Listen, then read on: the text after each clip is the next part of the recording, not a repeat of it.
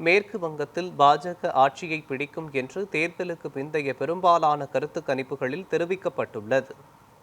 294 தொகுதிகளை கொண்ட மேற்கு வங்கத்தில் 2 கட்டங்களாக தேர்தல் அமைதியாக நடைபெற்று முடிந்தது.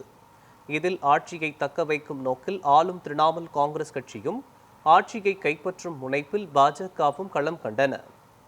இந்த நிலையில் 142 தொகுதிகளில் இரண்டாவது மற்றும் இறுதிக்கட்ட தேர்தல் முடிவடைந்த பிறகு நடத்தப்பட்ட பெரும்பாலான கருத்து கணிப்புகளில் பாஜக ஆட்சியை பிடிக்கும் என்று தெரிவிக்கப்பட்டுள்ளது.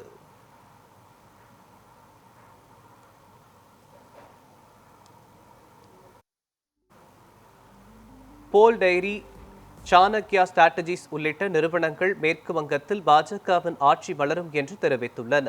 மேற்கு வங்கத்தின் முதற்கட்ட தேர்தலில் வரலாறு காணாத அளவிற்கு மிக அதிக வாக்குகள் பதிவான நிலையில் இது பாஜகவிற்கான பேராதரவை எடுத்துக்காட்டுவதாக பல்வேறு தரப்பினரும் செய்திகள் வெளியானது குறிப்பிடத்தக்கது.